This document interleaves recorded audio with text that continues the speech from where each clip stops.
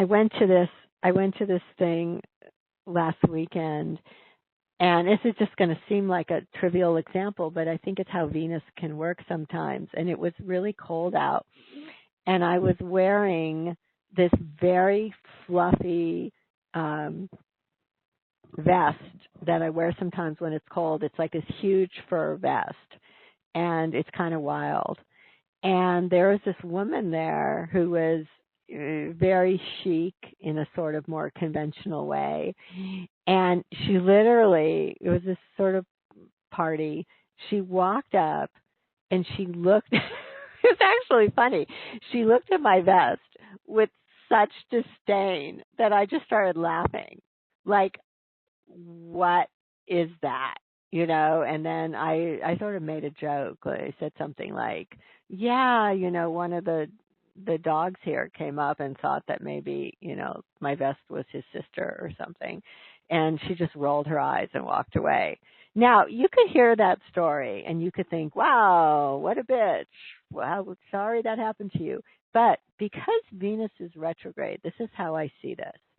You attract these kind of experiences to see whether you're going to bite the bait, to see whether you're going to internalize somebody dissing you or somebody speaking ill to you or somebody, sending some kind of energy at you that if you're still in, identifying with some wounded child, you'd go in the corner and start crying. I mean, I'm not joking. I think in my 20s, if somebody did that, I'd probably really be crying. I was a tender little soul. I'd probably gone in the bathroom and started crying. I didn't care. I was like, oh man, that woman's having a time. Like it isn't about you. I didn't need her like my vest. I didn't need anything from her. And I mostly just thought, wow, she went through a lot of trouble to try to make me feel bad about the vest. And I love the vest just as much as I loved it before she walked up. So that's the kind of thing you can really have happen. And then you get the opportunity to go, what matters is how you feel about it. What matters is how you're treating you. At a certain level, there's no one else out there. It's all just the divine in endless forms coming and going. So you can really have that opportunity where something comes your way and you're like, no, I choose to not absorb this. This has nothing to do with me. I'll give you another example. I was talking to this friend of mine. She went to a psychic in the middle of all this. And, I think a lot of people have had this experience. There are great psychics and there are not so great psychics. And the psychics that are not great, one way you can tell is that they really bring their own mishigas, as my mom would say, their own wounds, their own junk. They mix it in with the reading. So you're really not getting a clear reading. You're getting sort of their own stuff. So this woman, she's in a difficult marriage, and she went to the psychic, and the psychic just blasted her with all this anger about men and what garbage men are. And she just went on and on and on. And the woman was sitting there, my friend, and she was like, okay, I have a feeling this is actually this woman's stuff, and this is really not what's going to be helpful for my own insight. But when she left the reading, she still was carrying all this energy. And so, when I ran into her, we were talking about that. And I just said, look, I really think you need to go and get a coconut, take this woman's energy, this poor woman, really, because I didn't feel evil from her. I just felt like she was lost in all her own crap and dumping it into a reading. And then my friend paid for that. So I said, you really need, although I also said to her, next time, stop it in the middle and say you don't want to pay for it because really you shouldn't have to pay for all that. In any case, separate from that, I said, go get a coconut. Get rid of this energy. Offer it over, maybe send her blessings, send her love, but really release. Go and smash the coconut and really release what you picked up there because it's not useful for what you're addressing. You needed compassion and love and clarity and some real insight about what to do in your marriage. You really didn't need just somebody foisting all their own anger and wounds on you.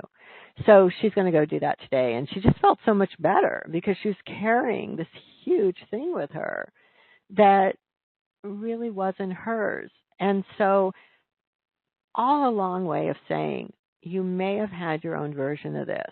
And if it happened, it didn't happen to torture you.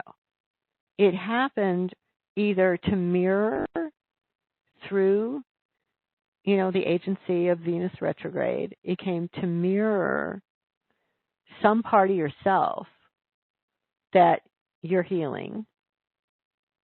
Or it really came as an opportunity for you to now go inside and say, I don't want to treat myself with that kind of brutality. I don't want to treat myself with that kind of judgment.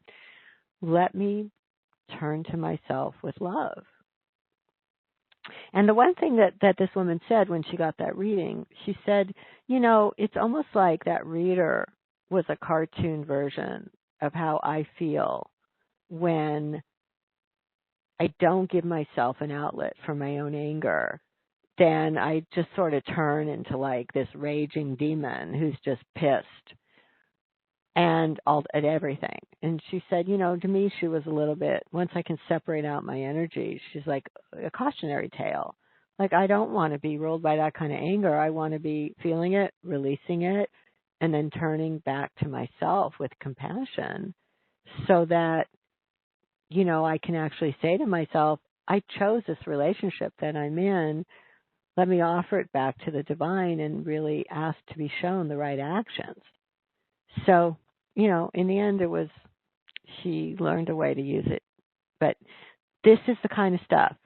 Notice who is coming into your orbit. I know I'm talking a lot about the astrology right now today. Very unusual for me to talk this long, but it makes a huge difference. We're really in a huge review time. And if you don't waste time hating yourself in it, if you don't waste time blaming the cycle, you can feel by the end of April when that new moon comes like you have shed so much junk that you don't need. It's mostly self-persecution and self-blame. We're going to take just very short meditation on this, and then I'm going to go into some of the questions.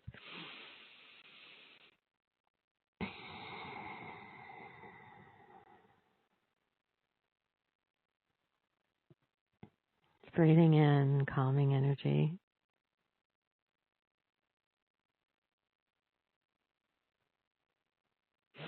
And breathing out any fear, any tension, any worry.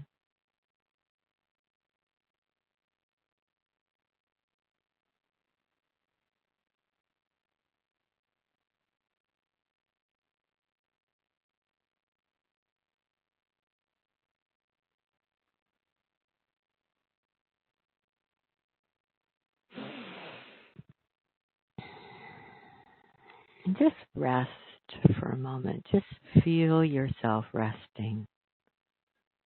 That there's nothing to do. There's nothing to fix. There's nothing to become.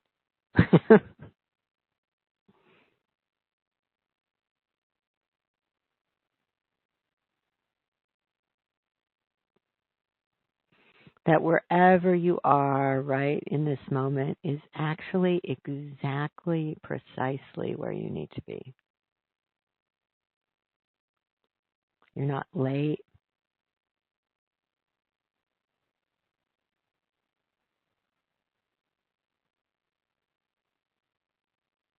You're exactly where you need to be.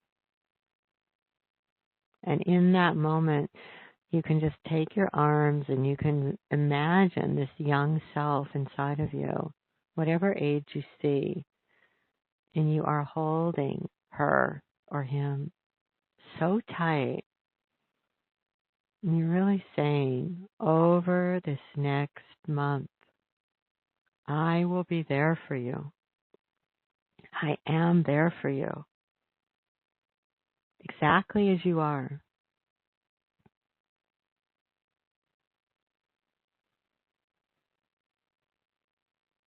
And just take a moment just resting, holding that kid.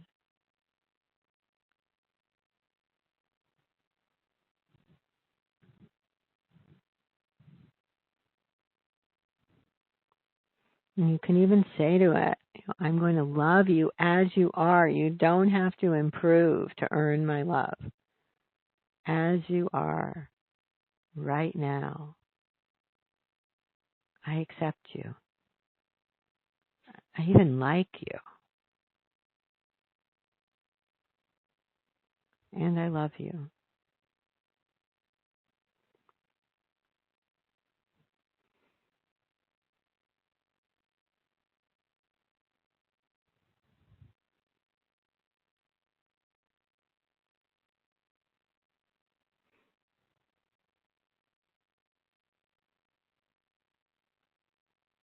You may hear some words or you may see an image.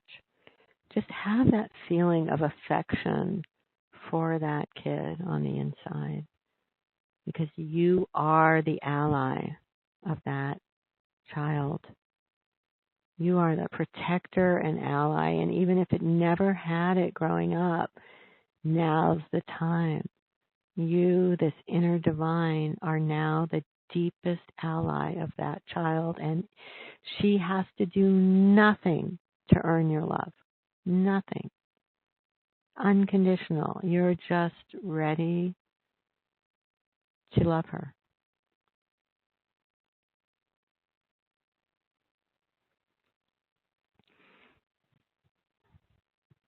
And then let her know that throughout this month, your focus on self-kindness will take you again and again to send love to this kid that she's crying for, she's needing, she's waiting for. And you're the one with the key.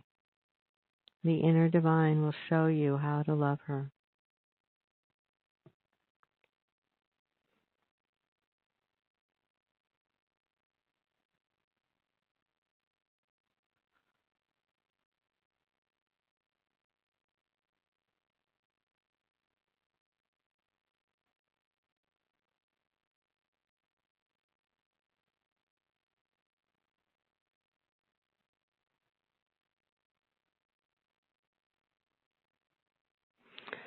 Okay, and then as you're ready, you can slowly come back out, remembering everything that occurred.